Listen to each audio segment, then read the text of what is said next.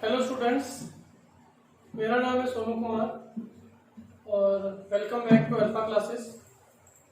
हम लोगों ने पिछले दो लेक्चर्स में पॉलिनोमियल का इंट्रोडक्शन और उसके जीरोस के बारे में पढ़ा था। आज हम लोग एक्सरसाइज स्टार्ट कर रहे हैं। ये है हमारी 2.1 एक्सरसाइज। तो इस एक्सरसाइज में क्वेश्चन में क्या बोला गया है, क्वेश्चन कहता है कि जो हम लोग को नीचे पॉलिनोमियल्स दिए हुए हैं उनका ग्राफ दिया हुआ हम लोगों को, पॉलिनोमियल्स का ग्राफ दिया हुआ है, तो इसमें नंबर ऑफ जीरो बताने हैं ग्राफ की हेल्प से। ठीक है, तो हम लोगों ने क्या पढ़ा था कि भाई जीरोस वो पॉइंट है जब किसी वैल्यू किसी पॉलिनोमियल के अंदर पुट किया जाएगा तो वो हो जाएंगे इक्वल टू जीरो। अगर किसी पॉलिनोमियल को कोई नंबर जीरो कर देता है तो उस नंबर को उस पॉलिनोमियल का जीरो मान लिया जाता है। ठीक है, अब उसको ग्राफ में किस तरीके से पढ़ेंगे? ग्राफ में पढ़ने का बहुत ही सरल तरीका है। जहां जहां पर उस पॉलिनोमियल का ग्राफ एक्स एक्सिस को काटेगा उस पॉइंट को, उस लोकेशन को मान लिया जाएगा zero of that polynomial. Clear? हम लोग पहले डिस्कस कर चुके हैं। आइए क्वेश्चन करते हैं। जैसे कि हमारे पास फर्स्ट क्वेश्चन है कि भाई पॉलिनोमियल का जो ग्राफ था, ये मेरा पॉलिनोमियल का ग्राफ है। जहां जहां पे ये एक्स एक्सिस को काट रहा है वो उतने नंबर ऑफ जीरो हो जाएंगे। तो ये तो पैरेलल लाइन है, इसके पैरेलल है। पैरेलल लाइंस कभी मीट नहीं करती हैं एक दूसरे से। जो कभी मीट नहीं करती हैं उन्हीं को पैरेलल लाइन से बोला जाता है। जैसे ट्रेन की पटरियां देखोगे आप दो, वो हमेशा सीधी चलेंगी, कभी एक दूसरे को काट नहीं सकती हैं। तो यहाँ पे कितनी बार काटा इसने? एक बार भी नहीं काटा। तो जीरोस कितने हो जाएंगे? नो जीरोस, कोई जीरो नहीं। आइए सेकंड क्वेश्चन पे देखते हैं। इसने एक्स वाई एक्सिस को एक बार काटा है और एक्सिस को एक बार काटा है, तो जीरोस कितने हो जाएंगे? एक, क्योंकि हम लोग को सिर्फ एक्स एक्सिस का देखना है। वाई एक्सिस को कितनी बार काटता है वो हम लोग को नहीं देखना और उससे हम लोग को कोई फर्क भी नहीं पड़ेगा। तो नंबर ऑफ जीरोस कितने हो जाएंगे यहाँ पे? नंबर ऑफ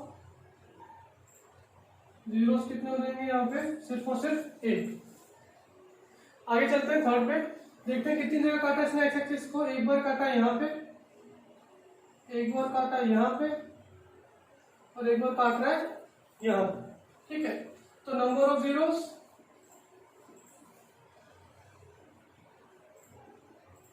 तीन। ये वाला है हमारा फोर्थ क्वेश्चन। ऐसा ग्राफ बनता है क्वाड्रेटिक इक्वेशन का। दो जगह काट रहा है तो नंबर ऑफ जीरोस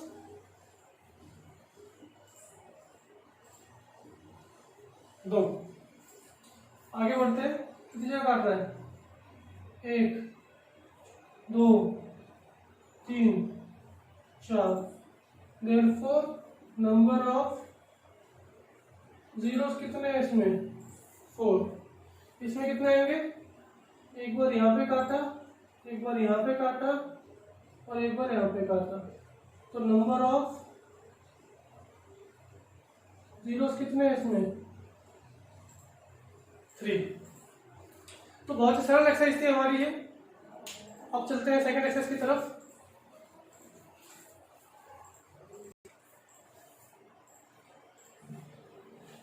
तो हमारी सेकंड एक्सरसाइज जो है 2.2, उसमें पहला क्वेश्चन ये बनता है कि हम लोगों को जीरोस निकालने हैं पॉलिनोमियल के, और जो जीरोस आएंगे उसका रिलेशन चेक करना है कोफिशिएंट्स के साथ।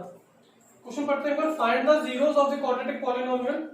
क्वाड्रेटिक पॉलिनोमियल हम लोग को गिवन है ये वाली, इसके जीरोस निकालने हैं। फिर एक रिलेशन स्टैब्लिश करना है, रिलेशन चेक करना है। कौन सा वाला रिलेशन? ये वाला, कि sum of zeros alpha plus beta.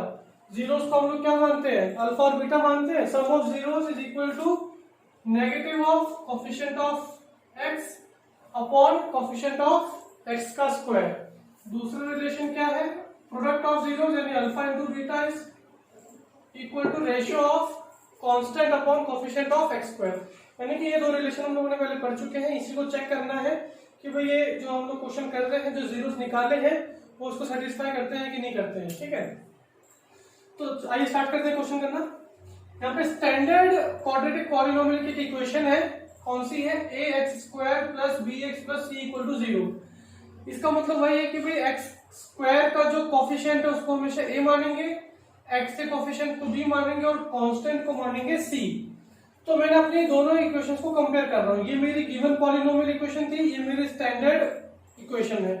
तो यानी कि x के साथ वाले को मानेंगे क्या a, कुछ नंबर नहीं है तो यानी कि यहाँ पे क्या रहा होगा 1, तो यानी कि a की वैल्यू कितनी आ गई 1। bx 7x मतलब b कितना है हमारा 7, कांस्टेंट कितना हो गया 12। इतना समझ में आ गया। आगे चलते हैं, अब निकालते हैं जीरोस ऑफ द पॉलिनोमियल।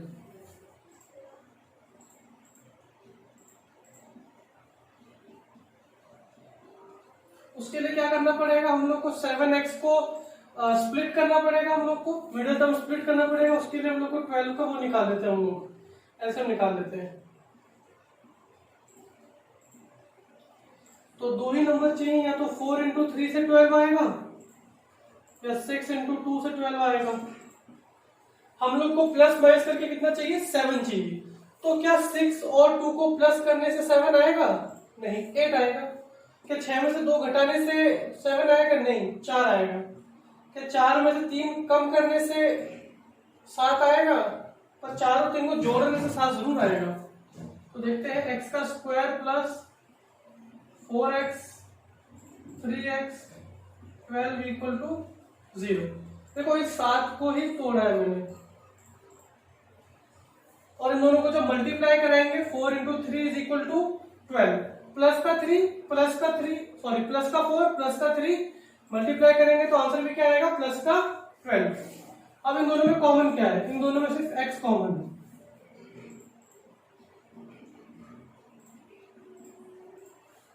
देखो भाई यहाँ पे x का स्क्वायर था यानी कि 2x, यहाँ पे 4 इंटू एक्स था तो x एक x एक्स्ट्रा था, इसमें एक बाहर निकाल लिया x। यहाँ पे क्या बचा x बचा, यहाँ पे क्या बचा 4 बचा।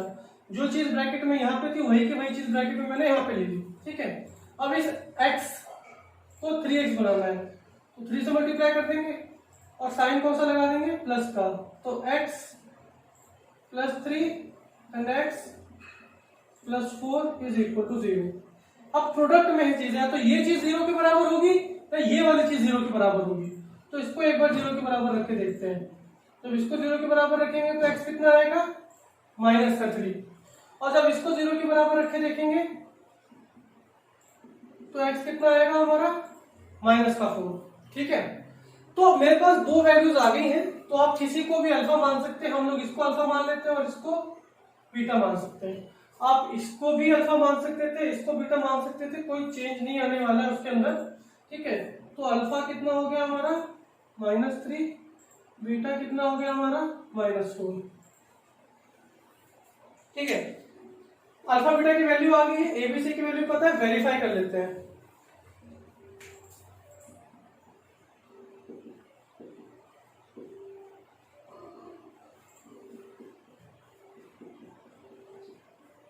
पहले फर्स्ट कंडीशन के अंदर रख के देख रहे हैं हम लोग कि अल्फा और बीटा का सम -b/a को सेटिस्फाई करता है कि नहीं करता है। अल्फा कितना -3,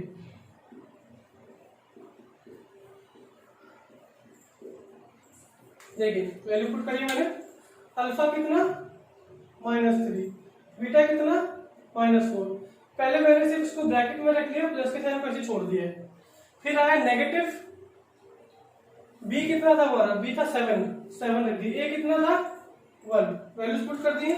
अब देखते हैं -3 और -7, क्योंकि ये प्लस होगा, प्लस मल्टीप्लाई होगा माइनस से, तो कितना हो जाएगा ये -3 -4 is equal to -7, -7 is equal to -7। तो ये हो गया प्रूव्ड या वेरीफाई हो गया ये, ठीक है। एक कंडीशन तो वेरीफाई होगी, सेकंड कंडीशन क्या थी हमारी, यहाँ कर लेते हैं। अल्फा बीटा c/a के बराबर, ठीक है। अल्फा कितना है हमारा -3, बीटा कितना है -4, c कितना है 12/1, ये कितना आएगा 12 माइनस माइनस कितना होता है प्लस, 3 इंटू 12, 3 इंटू 4 कितना होगा 12, तो 12 इज इक्वल टू 12, ये भी हो गया प्रूव्ड।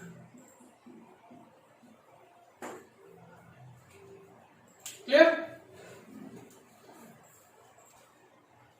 चालू है, चालू लिखकर रिकॉर्डिंग।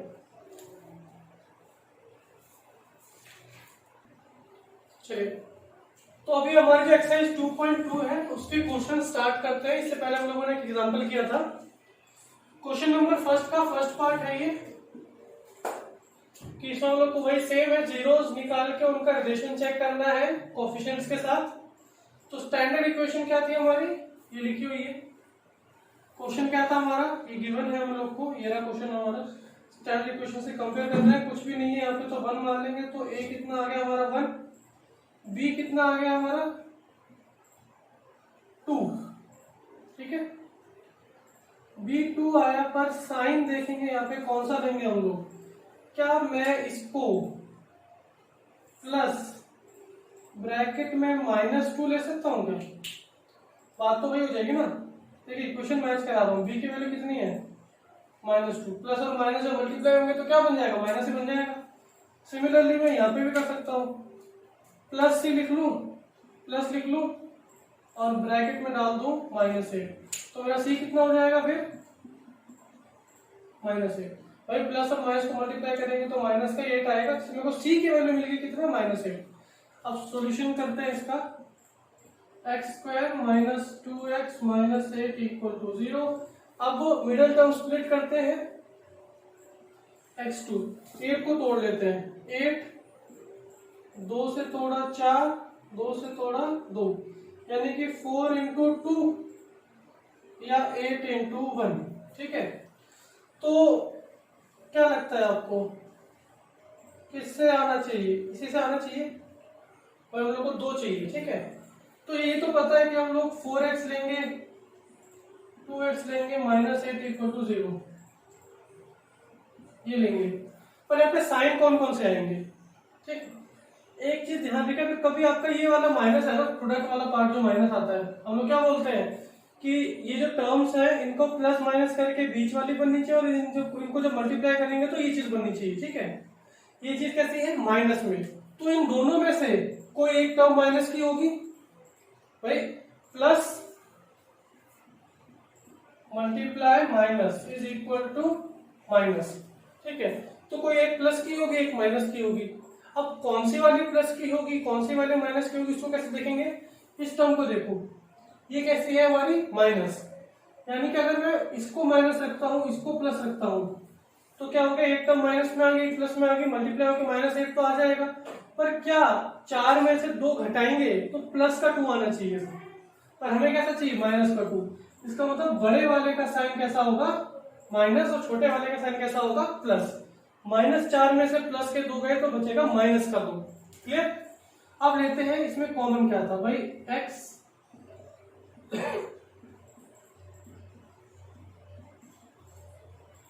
-4 ब्रैकेट में आ गया, जो चीज ब्रैकेट में यहाँ पे थी सेम की सेम चीज यहाँ पर आ गई। फिर इसको 2x बनाना है, साइन कौन सा, प्लस का, ठीक है।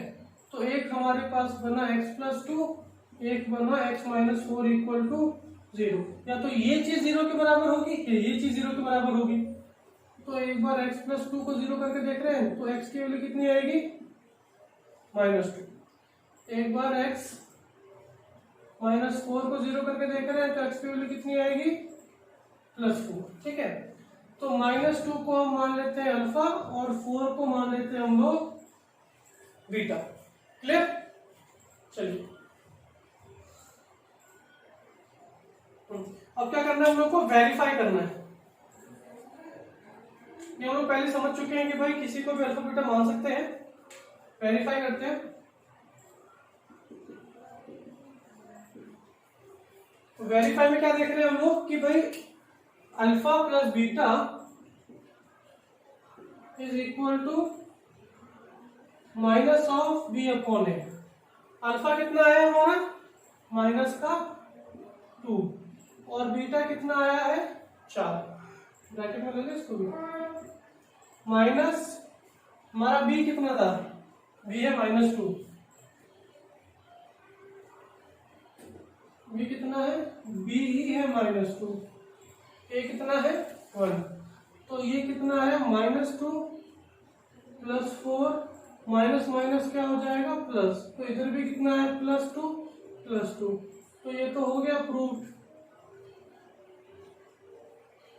ठीक है, अब इधर देखते हैं सेकंड कंडीशन क्या थी हमारी, कि अल्फा और बीटा कितना होना चाहिए, C/A के रेशियो के बराबर। ठीक है, अल्फा कितना -2, बीटा कितना 4, C कितना है हमारा, C की वैल्यू -8 है। तो ये भी हो गया प्रूफ। ठीक है, तो ये हमारा सेकंड क्वेश्चन कंप्लीट।